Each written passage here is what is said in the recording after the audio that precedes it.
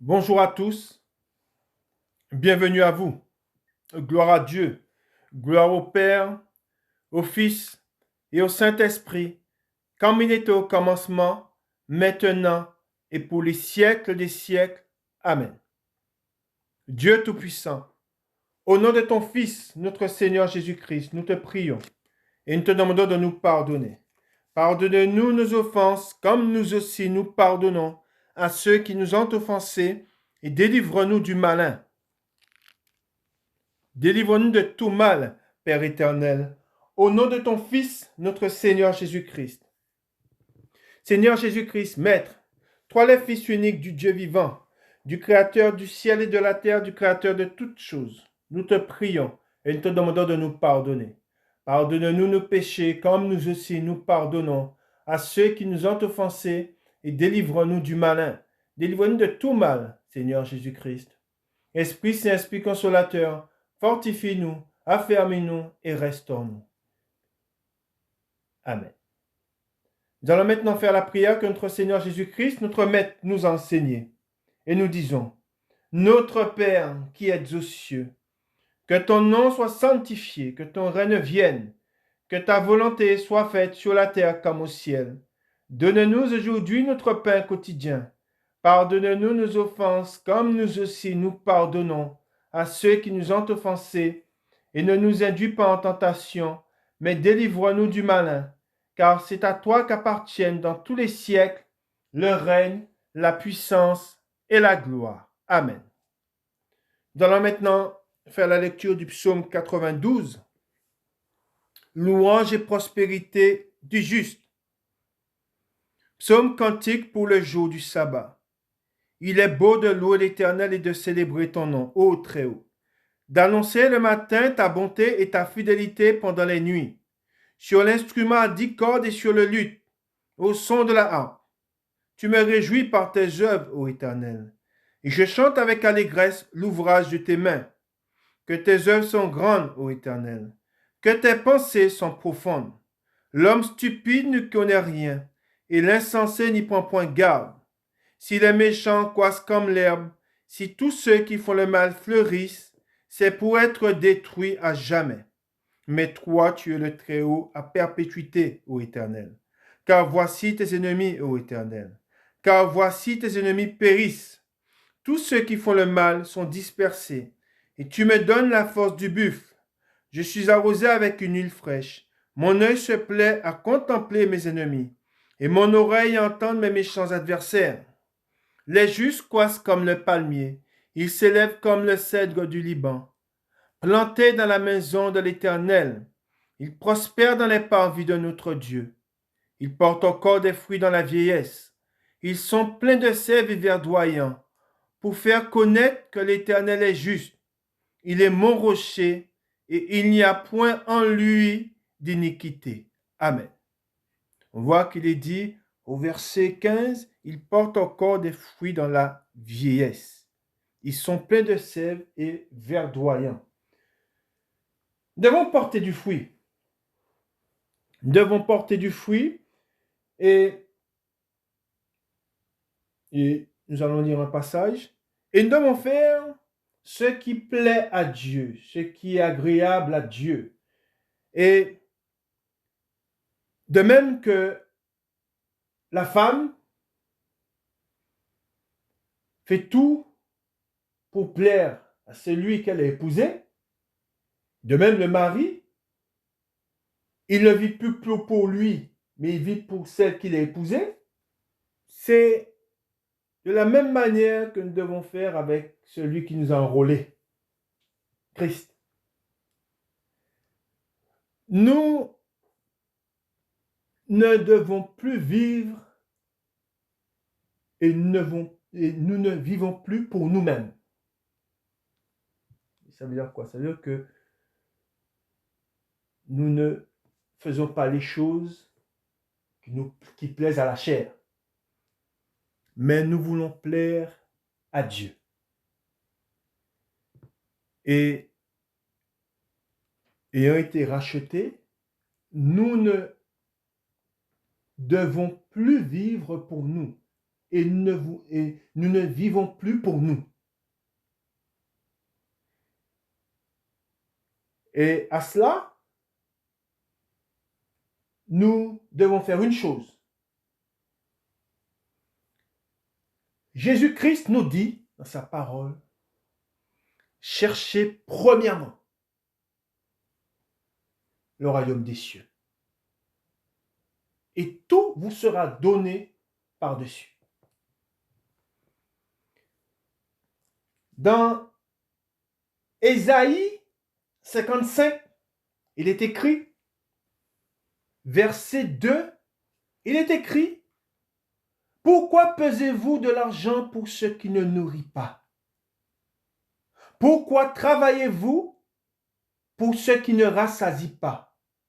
Écoutez-moi donc, et vous mangerez ce qui est bon. Et votre âme se délectera de mets succulents. Prêtez l'oreille et venez à moi. Écoutez, il est dit, et votre âme vivra. Et nous devons rechercher les choses de l'esprit. Et je vais vous donner les choses de l'esprit. Je vais vous donner ce que nous devons rechercher, ce qui plaît à Dieu. Et chaque jour, nous devons œuvrer pour plaire, en sachant que nous sommes l'Église. L'Église veut plaire au Maître, à l'époux, à Christ. Et en sachant qu'il nous reste peu de temps, rien n'est plus important que le salut de notre âme.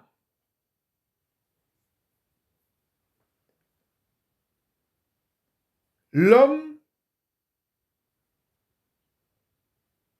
n'a pas pris conscience de ce qui est important. L'homme court ça et là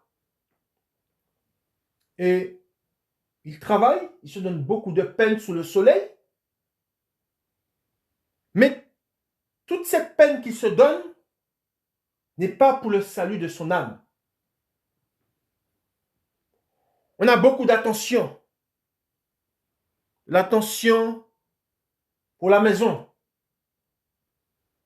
On se rappelle de ce que Jésus a dit à Marthe.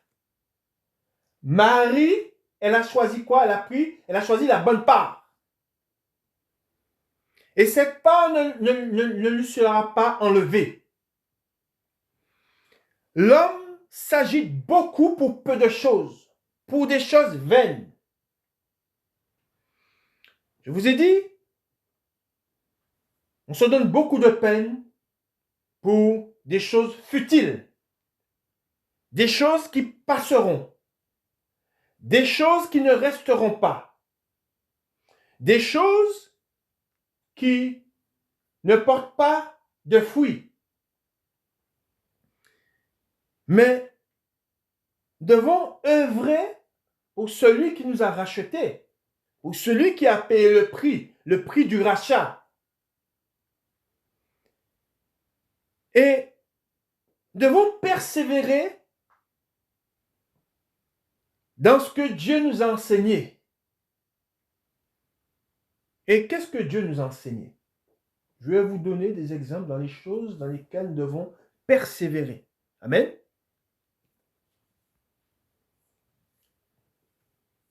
Nous devons racheter le temps. Nous devons persévérer. Je vais vous donner 10 choses dans lesquelles nous devons persévérer.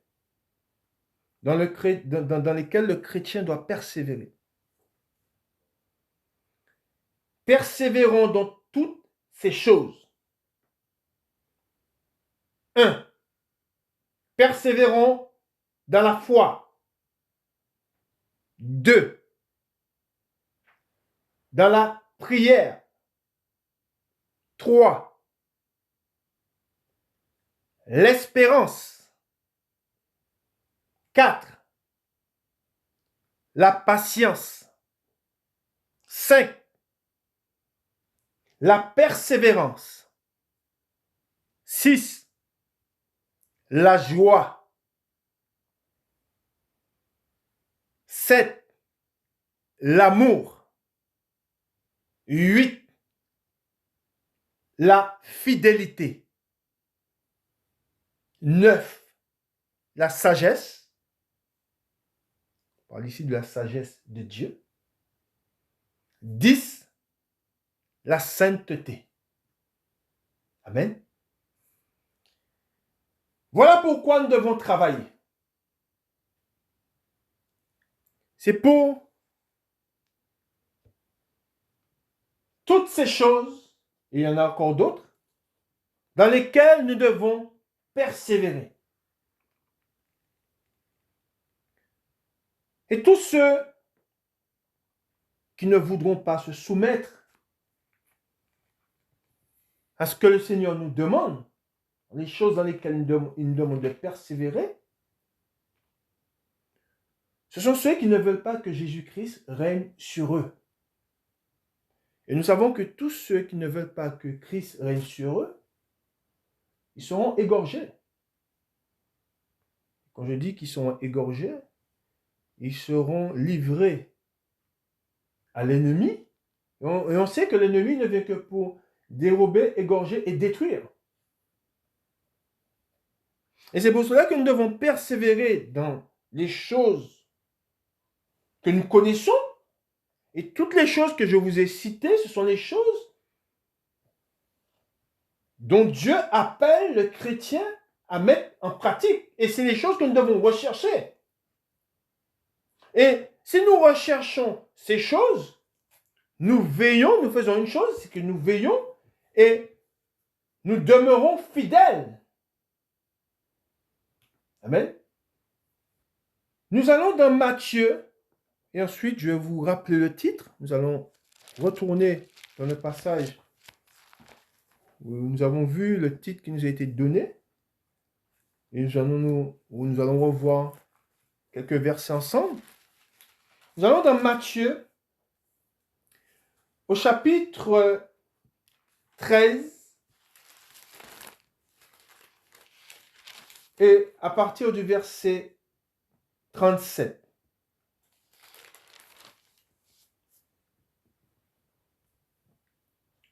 Nous lisons. Il répondit, celui qui sème la bonne semence, c'est le Fils de l'homme. Le champ, c'est le monde. La bonne semence, ce sont les fils du royaume.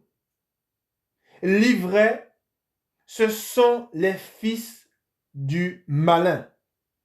L'ennemi qui l'a semé, c'est le diable. La moisson, c'est la fin du monde. Les moissonneurs, ce sont les anges. Or, comme on arrache l'ivraie et qu'on la jette au feu, il en sera de même à la fin du monde. Le Fils de l'homme enverra ses anges qui arracheront de son royaume tous les scandales et ceux qui commettent l'iniquité. Amen. Je rappelle qu'ici l'iniquité, c'est ce qui est contraire à Dieu. Or, nous voulons faire et nous recherchons ce qui plaît à Dieu. Amen. Ensuite, il est dit, et les jetteront dans la fournaise ardente. Et on verra ensemble qu'est-ce que la fournaise ardente, où il y aura des pleurs et des grincements de dents. Alors, les justes resplendiront comme le soleil dans le royaume de leur Père. Amen. Que celui qui a des oreilles pour entendre, entende. Amen. Et nous devons prêter l'oreille et tourner notre âme et notre esprit vers les choses de Dieu. je le répète, nous devons œuvrer. Nous devons œuvrer. Et nous devons œuvrer pour Dieu, mais nous devons rechercher les choses de l'esprit. Je vous ai dit, le Seigneur nous dit, cherchez premièrement le royaume des cieux. Et tout vous sera donné par-dessus. Amen. Et je le répète, rien, je dis bien, rien n'est plus important que le salut de votre âme. Et le salut de votre âme passe par la soumission, premièrement, et ensuite, deuxièmement, l'obéissance. La soumission, premièrement, et l'obéissance. Si vous avez dit que celui qui a des oreilles pour entendre, entendez bien ces choses. Nous retournons, nous l'avons déjà vu, nous allons dans Apocalypse au chapitre 2, et nous allons lire à partir du verset 10. Il est écrit, ne crains pas ce que tu vas souffrir.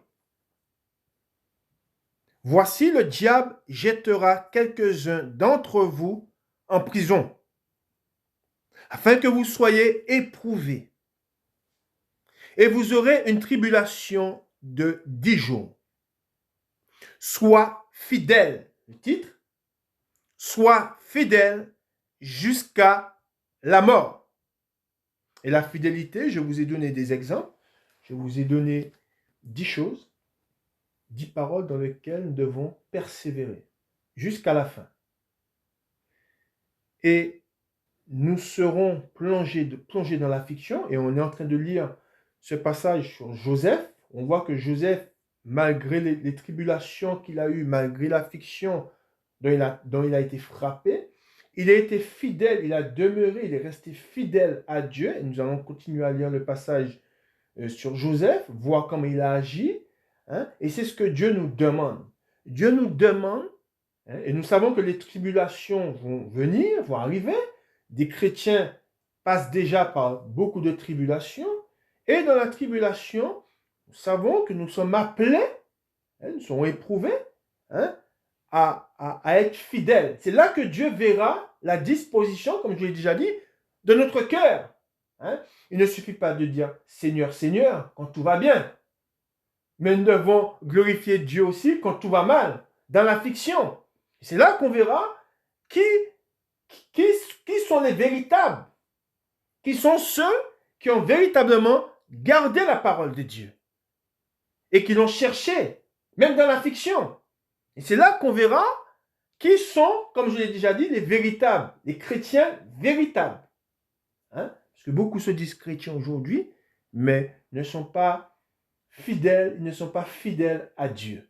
Ils ont le nom, ils portent le nom, mais dans les choses de l'esprit, ils ne sont pas trouvés fidèles. Or, nous devons être fidèles à Dieu. Ensuite, il est dit, et je te donnerai la couronne de vie. Amen. Ensuite, il est dit, et je fais une parenthèse, l'apôtre Paul a parlé de cette couronne de vie.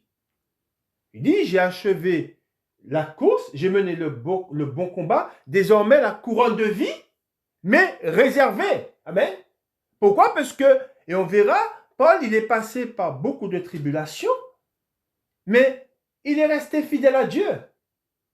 Et encore une fois, c'est dans la difficulté qu'on verra qui sont véritablement les fidèles. C'est pas quand tout va bien.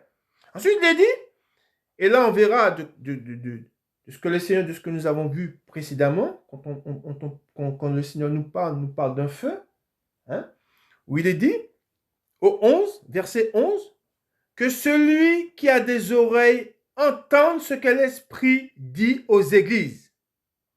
Ensuite, il est dit, celui qui vaincra, je répète, celui qui vaincra n'aura pas à souffrir la seconde mort. Amen. Et la seconde mort, je le rappelle, c'est les temps de feu.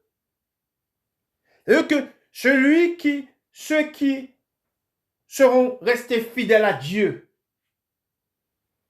qui auront persévéré, qui auront marché selon la volonté de Dieu, ils n'auront pas à souffrir la seconde mort. Et la seconde mort, elle est terrible. La seconde mort, c'est les temps de feu pour l'éternité. Et c'est pour cela que nous devons persévérer. Et chaque jour, nous devons œuvrer, amen, et rechercher à plaire à Dieu, à celui qui nous a rachetés. C'est là que le chrétien doit mettre tout son cœur, sans retenue. Je dis bien, c'est là que le chrétien doit mettre tout son cœur, sans retenue. En tout temps, dès qu'on se lève, du lever du soleil jusqu'à son coucher, en tout temps, nous devons chercher à plaire à Dieu. C'est quelque chose qui doit nous habiter. Et ne pas avoir d'inquiétude pour les autres choses. C'est ce que le Seigneur nous dit. Les inquiétudes, c'est ce qui étouffe la foi.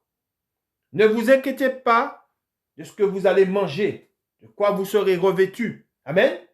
Mais cherchez premièrement le royaume des cieux. Et tout vous sera donné par-dessus. C'est là la foi.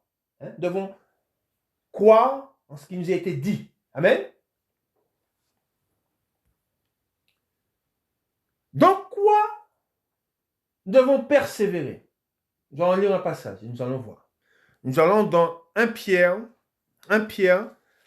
à partir du chapitre 3, et nous lisons à partir du verset 9.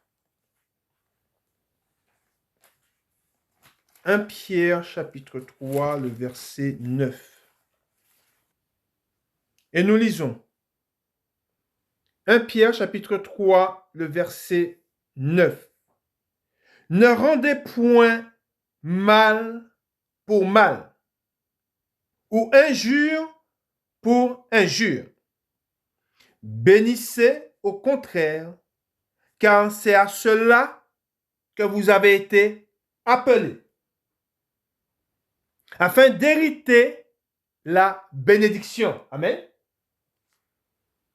Si quelqu'un, en effet, veut aimer la vie et voir des jours heureux, qu'il préserve sa langue du mal et s'élève des paroles trompeuses, qu'il s'éloigne du mal et fasse le bien, qu'il recherche la paix et la poursuive, car les yeux du Seigneur sont sur les justes. Amen. Et ses oreilles sont attentives à leurs prières. Mais la face du Seigneur est contre ceux qui font le mal. Alors, je fais une parenthèse, ne pensez pas que vos prières sont entendues quand vous faites ce qui est mal. Soyez bien conscients de cela. Ensuite, il est dit, et qui vous maltraitera si vous êtes zélés pour le bien. D'ailleurs, même si vous souffriez pour la justice, vous seriez heureux. N'ayez d'eux aucune crainte et ne soyez pas troublés, mais sanctifiez dans vos cœurs Christ le Seigneur. Amen. Je répète, mais sanctifiez dans vos cœurs Christ le Seigneur. Étant toujours prêt à vous défendre avec douceur et respect devant quiconque vous demande raison de l'espérance qui est en vous. Et ayant une bonne conscience, afin que là même où il vous calomnie, comme si vous étiez des malfaiteurs, ceux qui décrient votre bonne conduite en Christ soient couverts de confusion. Car il vaut mieux souffrir, si telle est la volonté de Dieu en faisant le bien, qu'en faisant le mal. Amen. Et je le répète, le Dieu dont nous sommes les instruments, je le répète, car nous ne nous appartenons plus à nous-mêmes, nous sommes devenus les instruments de Dieu. Et par là, Dieu, il fait de nous ce qu'il veut. Et à travers le passage qu'on est en train de lire sur Joseph, on voit que Joseph, qui était l'instrument de Dieu, Dieu a fait ce qu'il voulait de son instrument, et on verra jusqu'où ça a été. Et à travers ce que nous allons lire, nous allons voir et nous connaissons la fin de ces choses. Nous connaissons la fin de ces tribulations. Amen. Et en sachant que le même Dieu qu'il servait, c'est le même que nous servons aujourd'hui, la même fin qu'il a eue, c'est la même fin que nous aurons. Amen. Nous allons maintenant au psaume 37. Le psaume 37.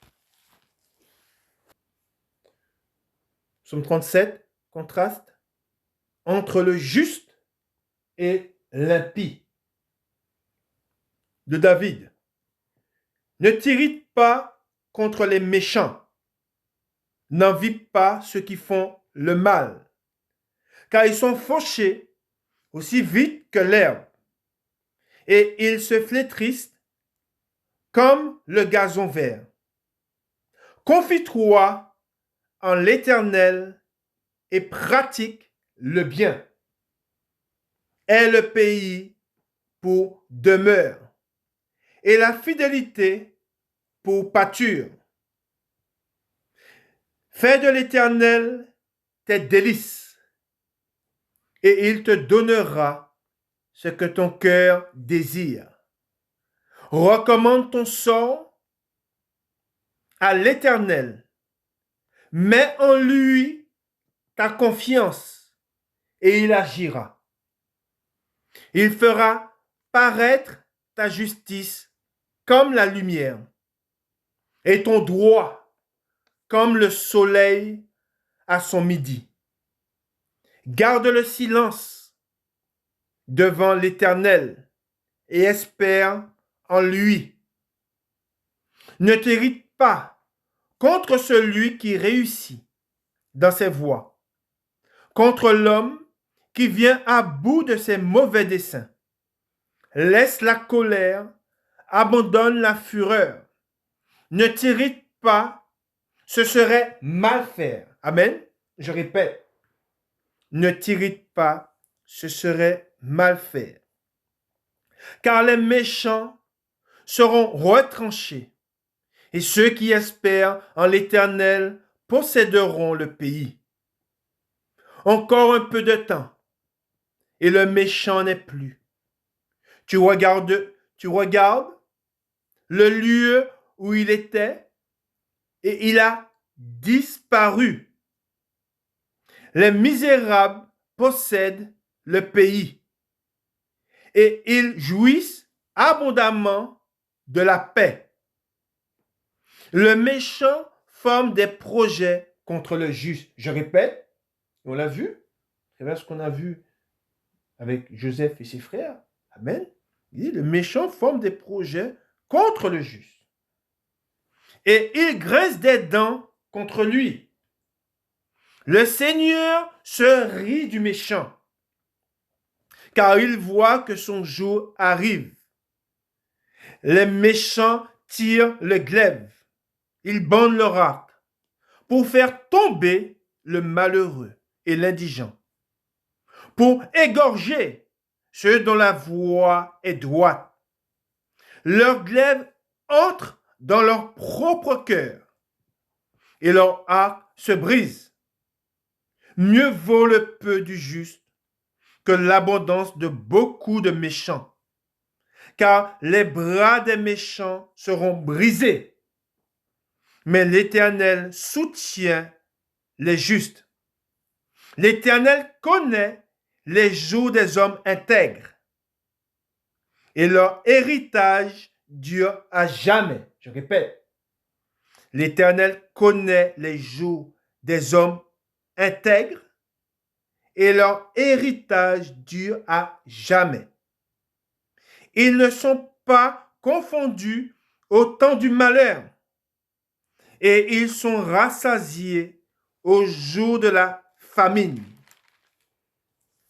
Mais les méchants périssent et les ennemis de l'Éternel comme les plus beaux pâturages. Ils s'évanouissent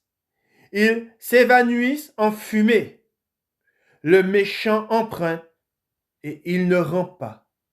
Le juste est compatissant et il donne. Car ceux que bénit l'Éternel possèdent le pays, et ceux qu'il maudit sont retranchés. L'Éternel affermit les pas de l'homme, et il prend plaisir à sa voie.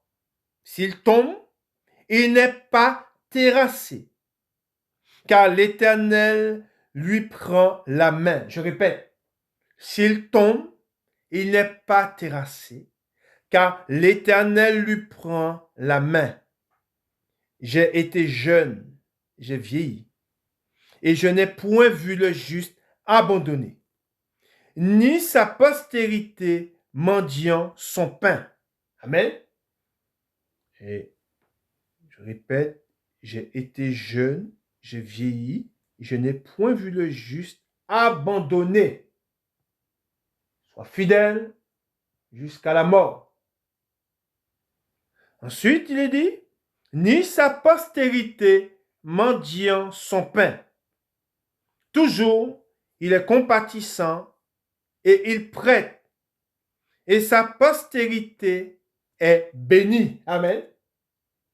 Donc, notre Dieu est un Dieu fidèle, et Dieu est vérité. Amen. Ce qui est écrit s'accomplit. Amen. Il est dit, détourne-toi du mal, fais le bien, et possède à jamais ta demeure. Et quand il est dit, détourne-toi du mal et fais le bien et possède à jamais ta demeure, on sait de quelle demeure on nous parle. La demeure qui est dans les cieux. Amen. Ensuite, il est dit, car l'Éternel aime la justice et il n'abandonne pas ses fidèles. Ils sont toujours sous sa garde, mais la postérité des méchants est retranchée. Les justes posséderont le pays et ils y demeureront à jamais. La bouche du juste annonce la sagesse et sa langue proclame la justice. La loi de son Dieu est dans son cœur. Amen. C'est pour cela que nous devons mettre Dieu en premier dans notre cœur. Amen. Je répète, la loi de son Dieu est dans son cœur. Et, vous savez, si véritablement la loi de votre Dieu, de notre Dieu, est dans notre cœur, écoutez bien, vous serez gardés, premièrement, et vous n'allez point vous détourner de Dieu. Je répète, si véritablement, si vous gardez, si Dieu est en premier dans votre cœur, vous serez gardés et vous n'allez pas vous détourner de ses commandements. Amen. Et étant dans votre cœur, vous allez toujours rechercher ce qui lui est agréable. Amen. Et vous n'allez point vous éloigner de lui. Amen. Je répète, la loi de son Dieu est dans son cœur. C'est pour ça qu'il dit, regardez ce qu'il dit ensuite, c'est pas, ne chancelle point. Amen. C'est que, vous savez, Dieu ne ment pas. Si vous êtes sincère avec Dieu, si vous le recherchez véritablement, s'il n'y a point de fraude en vous, vous êtes sincère avec lui et vous avez réellement le désir de lui être agréable. Comme un fils qui veut plaire à son père. Il s'oublie.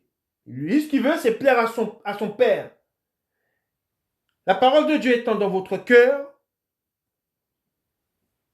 vos pas ne vont pas chanceler. Vous n'allez pas chanceler dans votre marche avec lui. Amen. Je répète, la loi de son Dieu est dans son cœur. Ses pas ne chancellent point. Le méchant épie le juste. Et il cherche à le faire mourir. Amen. Je répète, c'est vrai ça. Et pourquoi? Pourquoi le méchant, et on voit Joseph avec ses frères, pourquoi le méchant, qui est le méchant? Quand on parle du méchant, qui est notre ennemi?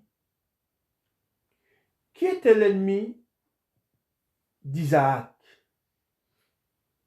Qui était son ennemi? L'ennemi d'Isaac, et c'est pour cela que Abraham, Sarah a demandé à ce qu'il éloigne l'esclave et son fils. C'est celui qui naquit sur la chair. Nous sommes nés de nouveau, nous sommes esprits. Nous voulons plaire à Dieu. Mais la chair est contre nous, est contre l'esprit. Et c'est pour cela que le méchant épie le juste et il cherche à le faire mourir. Vous savez, quand Jésus parle aux pharisiens, et on va le voir avec Étienne, il s'est dit qu'ils ont grincé des dents contre Étienne. Il est rempli de colère. Et c'est pour cela que nous ne devons pas être surpris en voyant des hommes étant remplis de colère contre nous. Parce qu'ils sont charnels. Et on va voir ce qui est écrit dans la parole de Dieu. Sur ce combat. Mais ce n'est pas nous qui menons ce combat contre eux. C'est eux. Ils nous haïssent. Et même qu'ils ont cet esprit à haïr. Ceux qui étaient dans la chair ont haï Jésus. Et même nous, Jésus nous met en garde. Il dit, nous serons haïs aussi. Amen. Ensuite, il dit, au 33, l'Éternel ne le laisse pas entre ses mains. Et il ne le condamne pas quand il est en jugement. Espère en l'Éternel, garde sa voie, et il t'élèvera pour que tu possèdes le pays. Retenez bien. Amen. Donc ça, c'est quelque chose qu'on verra chez Joseph. Amen. Il dit, espère en l'Éternel, garde sa voie, et il t'élèvera pour que tu possèdes le pays. Tu verras les méchants retranchés. J'ai vu le méchant dans toute sa puissance. Il s'étendait comme un arbre verdoyant. Il a passé, et voici, il n'est plus. Je le cherche, et il ne se trouve plus. Observe celui qui est intègre, et regarde celui qui est droit. Car il y a une postérité pour l'homme de paix. Mais les rebelles sont tous supprimés. La postérité des méchants est retranchée. Le salut des justes vient de l'Éternel. Il est leur protecteur au temps de la détresse. L'Éternel les secourt et les délivre. Il les délivre des méchants et les sauve parce qu'ils cherchent en lui leur refuge. Amen. Nous allons continuer cette lecture que nous avons entamée. Nous sommes toujours dans Genèse, dans Genèse.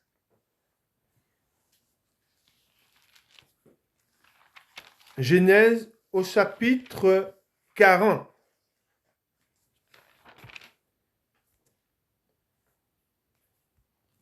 nous lisons Joseph en prison. Et on se rappelle, rien n'arrive sans que Dieu ne l'ait permis. Amen. Après ces choses, il arriva que les chansons et le panetier du roi d'Égypte offensèrent leur maître, le roi d'Égypte. Pharaon fut irrité contre ces deux officiers, le chef des échansons et le chef des panetiers. Et il les fit mettre dans la maison du chef des gardes, dans la prison, dans le lieu où Joseph était enfermé. Le chef des gardes les plaça sur la surveillance de Joseph, qui faisait le service auprès d'eux. Et ils passèrent un certain temps en prison. Pendant une même nuit, les chansons et le panetier du roi d'Égypte, qui étaient enfermés dans la prison, eurent tous les deux un songe, chacun le sien, pouvant recevoir une explication distincte. Joseph, étant venu le matin vers eux, les regarda, et voici, ils étaient tristes. Alors, il questionna les officiers de Pharaon, qui étaient avec lui dans la prison de son maître. Et il leur dit, « Pourquoi avez-vous mauvais visage aujourd'hui ?» Ils lui répondirent, « Nous avons eu un songe, et il n'y a personne pour l'expliquer. » Et vous savez, à travers ce passage que nous lisons,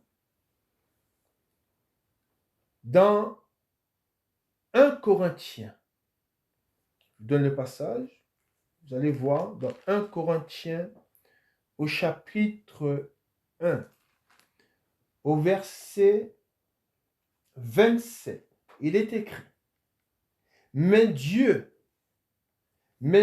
a choisi les choses folles du monde pour confondre les sages. Dieu a choisi les choses faibles du monde pour confondre les forts. Et Dieu a choisi les choses viles du monde et celles qu'on méprise, celles qui ne sont point, pour réduire à néant celles qui sont. Amen. Il dit, afin que personne ne se glorifie devant Dieu. Et quand on voit Joseph dans cette prison avec des gens qui étaient au service de Pharaon, lui, le petit hébreu, esclave. On le voit en prison, jeté en prison, parce qu'on a l'accusé de choses qu'il n'avait pas faites. Il se retrouve en prison et là, on voit que deux chefs de Pharaon qui sont dans la prison avec lui viennent le consulter. Hein? Et c'est cette parole que nous venons de lire dans 1 Corinthiens où Dieu il dit comme quoi qu'il prend les choses viles du monde et celles qui ne sont pas. Amen. Et on voit que Joseph, ce petit hébreu, et on se rappelle que quand Joseph il a été vendu, il avait 17 ans. Hein? Et qu'il était très jeune. Et là, on le voit dans sa prison. On voit qu'il se retrouve avec deux chefs de Pharaon. Et on voit ce qui se passe. Amen. Et nous continuons. Et nous reprenons au 8. Nous sommes toujours au verset 8 dans Genèse. Ils lui répondirent, « Nous avons eu un songe, et il n'y a personne pour l'expliquer. » Joseph leur dit, « N'est-ce pas à Dieu qu'appartiennent les explications? Racontez-moi donc votre songe. Le chef des Géchansons raconta son songe à Joseph et lui dit, dans mon songe, voici, il y avait un cep devant moi. Ce cep avait 3 sarments. Quand il eut poussé, sa fleur se développa et ses grappes donnèrent des raisins mûrs. La coupe de Pharaon était dans ma main. Je pris les raisins, je les pressai dans la coupe de Pharaon et je mis la coupe dans la main de Pharaon. Joseph lui dit, en voici l'explication. Les 3 sarments sont 3 jours. Encore 3 jours, et Pharaon relèvera ta tête et te rétablira dans ta charge. Tu mettras la coupe dans la main de Pharaon, comme tu en avais l'habitude lorsque tu étais son échanson. Mais souviens-toi de moi quand tu seras heureux et montre, je te prie, de la bonté à mon égard. Parle en ma faveur à Pharaon et fais-moi sortir de cette maison, car j'ai été enlevé du pays des Hébreux. Et ici même, je n'ai rien fait pour être mis en prison. Le chef des panetiers, voyant que Joseph avait donné une explication favorable, dit, voici, il y avait aussi dans mon songe 3 corbeilles de pain blanc sur ma tête. Dans la corbeille la plus élevée, il y avait pour Pharaon des mets de toute espèce, cuits au four, et les oiseaux les mangeaient dans la corbeille au-dessus de ma tête. Joseph répondit et dit, en voici l'explication. Les 3 corbeilles sont 3 jours. Encore 3 jours, et Pharaon enlèvera ta tête de dessus de toi, te fera pendre à un bois, et les oiseaux mangeront ta chair. Le 3e jour, jour de la naissance de Pharaon, il fit un festin à tous ses serviteurs, et il éleva la tête du chef des échansons et la tête du chef des panetiers au milieu de ses serviteurs. Il rétablit le chef des échansons dans sa charge d'échanson pour qu'il mette la coupe dans la main de Pharaon. Mais il fit pendre le chef des panetiers selon l'explication que Joseph leur avait donnée. Le chef des échansons ne pensa plus à Joseph, il l'oublia. Amen. Voilà, nous avons vu ce qu'a fait Joseph pendant qu'il était en prison. Et on retient plusieurs choses. Ce qu'on retient, c'est que Dieu était avec lui. Amen. Et quand nous passons par des tribulations, par l'affliction, ce que nous devons garder que rien n'arrive sans que Dieu ne l'ait permis. C'est très important. Et aussi que Dieu, il a un plan. Et l'importance de lire la parole de Dieu pour être gardé, hein, c'est de comprendre ces choses. Nous devons lire la parole de Dieu pour comprendre, pour voir où Dieu veut nous amener. Et beaucoup d'hommes seront confus. Pourquoi? Parce qu'ils n'ont pas lu la parole de Dieu. Et on voit qu'à travers ce que Joseph a vécu, on va continuer à le lire, nous voyons que malgré toutes ces tribulations, malgré ces épreuves, hein, il resta fidèle, Dieu resta avec lui, et c'est ça le plus important. Et c'est pour cela que si nous lisons la parole de Dieu, et si nous restons attachés à ce que nous avons connu de Dieu à travers sa parole, nous serons inébranlables. Je le répète, beaucoup seront confus. Pourquoi? Parce qu'ils n'ont pas gardé la parole de Dieu. Ils n'ont pas la connaissance de la parole de Dieu. Et je me rappelle, je l'ai déjà dit, quand j'étais catholique, et je l'ai déjà dit, les religieux ne lisent pas la parole de Dieu et le voile demeure sur eux. Pourquoi? Parce qu'ils n'ont pas été à Christ. Hein? Aucun religieux n'est sauvé. Hein? Et c'est pour cela que tous ceux, et je me rappelle, quand j'ai commencé à lire la parole de Dieu, et que j'ai lu que Jésus, il avait des frères et sœurs, posez la question à des catholiques. Vous verrez que c'est des choses qu'ils ne connaissent pas. Pourquoi? Encore une fois, parce qu'ils ne lisent pas la parole de Dieu. Et quand on ne lit pas la parole de Dieu, on n'est pas gardé. Quand on ne lit pas la parole de Dieu, on est trompé. Hein? Et c'est pour cela qu'il est très important de lire la parole de Dieu dans toute sa grandeur. Quand je dis sa grandeur, nous devons lire tous les livres, hein, de Genèse à Apocalypse. Nous devons baigner dans la parole de Dieu afin d'être gardés et aussi afin de voir les témoins, hein, les témoins de la foi. Et je vous ai dit que le témoin, nous avons comme témoin tous ceux qui ont cru en Dieu, qui ont cru en sa parole, et nous avons comme témoin Jésus-Christ. Amen. Et nous avons vu qu'il a souffert, et de même qu'il a souffert, nous savons que nous allons souffrir aussi. Amen. Et nous allons continuer la parole de Dieu, nous allons continuer à lire, et nous allons voir, là nous avons vu par où Joseph est passé, nous avons vu qu'il a été vendu par ses frères, qu'il a été revendu à un chef de Pharaon, ensuite, et après il a été jeté en prison, hein, et nous allons voir que Dieu va l'élever. Nous allons voir maintenant, et c'est ce que nous allons connaître. Amen. Nous allons passer par beaucoup de tribulations, par beaucoup de souffrances, mais la fin de ces choses, n'oublions pas, c'est la couronne de vie. Amen. Et la couronne de vie, elle représente quoi? Elle représente celui qui a été élevé. Hein?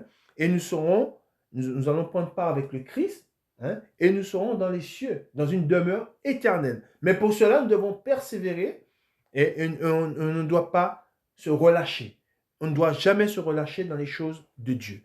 Nous lisons Joseph devant Pharaon. Amen. Et n'oublions pas que Dieu, il a un plan pour chacun de ses enfants. Amen. Et le plan que nous voyons qu'il a eu pour Joseph, c'est le même plan que Dieu a pour nous. Amen. Nous lisons. Lisons le chapitre 41. Joseph devant Pharaon. Au bout de 2 ans, Pharaon eut un songe. Voici, il se tenait près du fleuve. Et voici, 7 vaches belles à voir et grasses de chair montèrent hors du fleuve et se mirent à paître dans la prairie. 7 autres vaches, laides à voir et maigres de chair, montèrent derrière elles hors du fleuve et se tinrent à leur côté sur le bord du fleuve. Les vaches laides à voir et maigres de chair mangèrent les 7 vaches belles à voir et grasses de chair. Et Pharaon s'éveilla. Il se rendormit et il eut un second songe. Voici, 7 épis gras et beaux montèrent sur une même tige, et 7 épis maigres et brûlés par le vent d'Orient poussèrent après eux. Les épis maigres engloutirent les 7 épis gras et pleins, et Pharaon s'éveilla. Voilà le songe. Le matin, Pharaon eut l'esprit agité, et il fit appeler tous les magiciens et tous les sages de l'Égypte. Il leur raconta ses songes, mais personne ne put les expliquer à Pharaon. Alors le chef des échansons, prit la parole et dit à Pharaon, je vais rappeler aujourd'hui le souvenir de ma faute. Pharaon s'était irrité contre ses serviteurs et il m'avait fait mettre en prison dans la maison du chef des gardes, moi et le chef des panetiers. Nous eûmes l'un et l'autre un songe dans une même nuit, et chacun de nous reçut une explication en rapport avec le songe qu'il avait eu. Il y avait là avec nous un jeune Hébreu, esclave du chef des gardes. Nous lui racontâmes nos songes et il nous les expliqua. Les choses sont arrivées selon l'explication qu'il nous avait donnée. Pharaon me rétablit dans ma charge et il fit pendre le chef des panetiers. Pharaon fit appeler Joseph. On le fit sortir en hâte de prison. Il se rasa, changea de vêtements et se rendit vers Pharaon. Pharaon dit à Joseph, j'ai eu un songe. Personne ne peut l'expliquer. Et j'ai appris que tu expliques un songe après l'avoir entendu. Joseph répondit à Pharaon en disant, ce n'est pas moi, c'est Dieu qui donnera une réponse favorable à Pharaon. Pharaon dit alors à Joseph, dans mon songe, voici, je me tenais sur le bord du fleuve, et voici, 7 vaches grasses de chair et belles d'apparence montèrent hors du fleuve et se mirent à paître dans la prairie. 7 autres vaches montèrent derrière elles, maigres, fort laides d'apparence et décharnées. Je n'en ai point vu d'aussi laides dans tout le pays d'Égypte. Les vaches décharnées et laides mangèrent les 7 premières vaches, qui étaient grasses. Elles les engloutirent dans leur ventre sans qu'on s'aperçoive qu'elles y étaient entrées. Et leur apparence était laide, comme auparavant. Et je m'éveillai. Je vis encore en songe 7 épis pleins et beaux qui montèrent sur une même tige, et 7 épis vides, maigres, brûlés par le vent d'Orient, poussèrent après eux. Les épis maigres engloutirent les 7 beaux épis. Je l'ai dit aux magiciens, mais personne ne m'a donné l'explication. Joseph dit à Pharaon, ce qu'a rêvé Pharaon est une seule chose. Dieu a fait connaître à Pharaon ce qu'il va faire. Les 7 vaches belles sont 7 années, et les 7 épis beaux sont 7 années. C'est un seul songe. Les 7 vaches décharnées et laides qui montaient derrière les premières sont 7 années, et les 7 épis vides brûlés par le vent d'Orient sont 7 années de famine. Ainsi, comme je viens de le dire à Pharaon, Dieu a fait connaître à Pharaon ce qu'il va faire. Voici, il y aura 7 années de grande abondance dans tout le pays d'Égypte. 7 années de famine viendront après elles. Et l'on oubliera toute cette abondance au pays d'Égypte. Et la famine consumera le pays. Cette famine qui suivra sera si forte qu'on ne s'apercevra plus de l'abondance dans le pays. Si Pharaon a vu le songe se répéter une seconde fois, c'est que la chose est arrêtée de la part de Dieu et que Dieu se hâtera de l'exécuter. Maintenant, que Pharaon choisisse un homme intelligent et sage et qu'il le mette à la tête du pays d'Égypte. Que Pharaon établisse des commissaires sur le pays pour lever un cinquième des récoltes de l'Égypte pendant les 7 années d'abondance. Qu'il rassemble tous les produits de cette bonne année qui vont venir, qu'il fasse sous l'autorité de Pharaon des amas de blé, des approvisionnements dans les villes, et qu'il en ait la garde. Ces provisions seront en réserve pour le pays pour les 7 années de famine qui arriveront dans le pays d'Égypte, afin que le pays ne soit pas consumé par la famine. Et nous continuons. Joseph, gouverneur de l'Égypte. Ces paroles plurent à Pharaon, à tous ses serviteurs.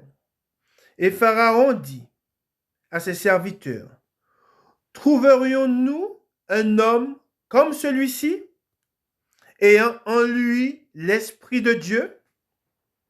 Et Pharaon dit à Joseph, puisque Dieu t'a fait connaître toutes ces choses, il n'y a personne qui soit aussi intelligent et aussi sage que toi.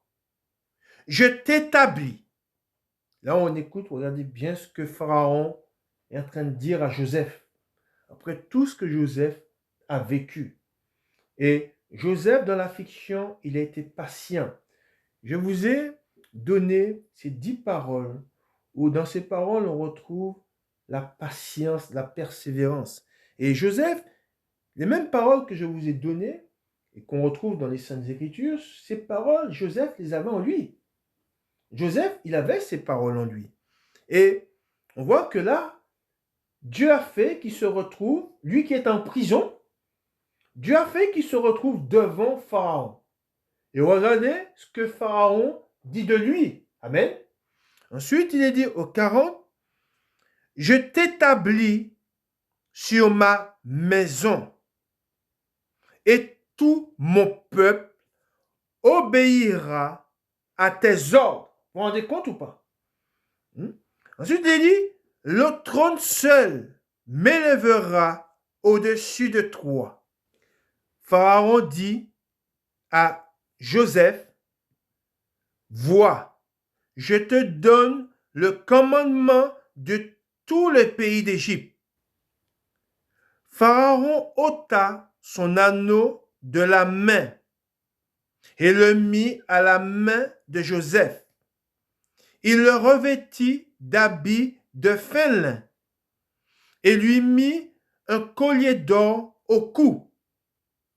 Et je fais une parenthèse, à travers cet habit que Pharaon a mis à Joseph, on sait que c'est le même vêtement avec lequel nous serons revêtus. À la fin, quand nous serons auprès du Seigneur, quand nous aurons achevé la course, de même que Pharaon a élevé Joseph, de même, tous ceux qui ont servi le Seigneur avec fidélité seront élevés de la même manière.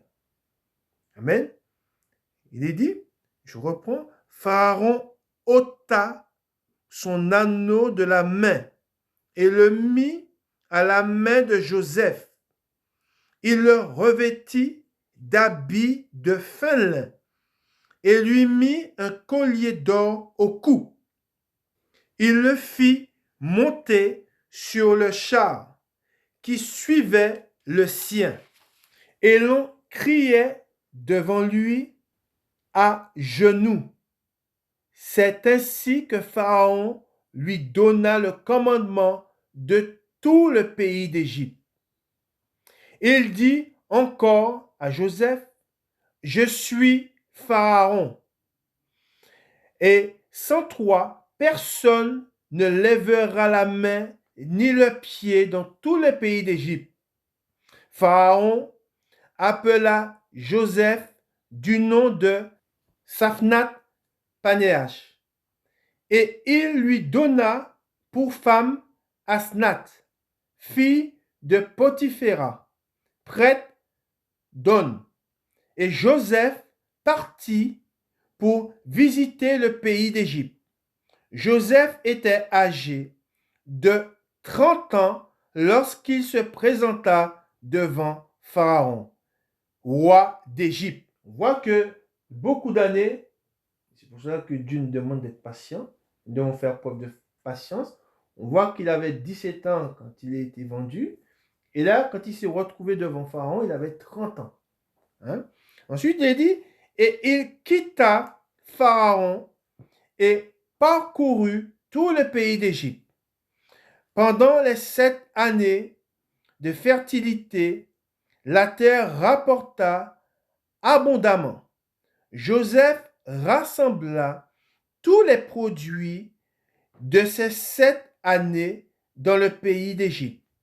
Il fit des approvisionnements dans les villes, mettant dans l'intérieur de chaque ville les productions des champs d'alentour. Joseph amassa du blé comme le sable de la mer, en quantité si considérable que l'on cessa de compter parce qu'il n'y avait plus de nombre. Et au 50, il est écrit, là c'est naissance de Manassé d'Éphraïm, avant les années de famine, il naquit à Joseph 2 fils, que lui enfanta Asnath, fille de Potiphéra, prêtre d'On. Joseph donna au premier-né le nom de Manassé. Manassé, qui veut dire 2 mots signifiant oublié. Car, dit-il, Dieu m'a fait oublier toutes mes peines et toute la maison de mon père. Et il donna au second le nom d'Éphraïm, car, dit-il, Dieu m'a rendu fécond dans le pays de mon affliction. Les 7 années d'abondance qu'il y eut au pays d'Égypte s'écoulèrent, et les 7 années de famine commencèrent à venir, ainsi que Joseph l'avait annoncé. Il y eut famine dans tous les pays, mais dans tout le pays d'Égypte, il y avait du pain. Quand tout le pays d'Égypte fut aussi affamé, le peuple cria à Pharaon pour avoir du pain. Pharaon dit à tous les Égyptiens, allez vers Joseph et faites ce qu'il vous dira. La famine régnait dans tout le pays. Joseph ouvrit tous les lieux d'approvisionnement et vendit du blé aux Égyptiens. La famine augmentait dans le pays d'Égypte, et de tous les pays, on arrivait en Égypte pour acheter du blé auprès de Joseph, car la famine était forte dans tous les pays. Amen. Voilà le passage que nous devons lire sur Joseph, et nous avons vu, et il est très important de lire ce passage, de lire l'histoire de Joseph, ce qui est arrivé, comment il était vendu, et nous devons nous imprégner de son début, de ce qui s'est passé au début et de sa fin.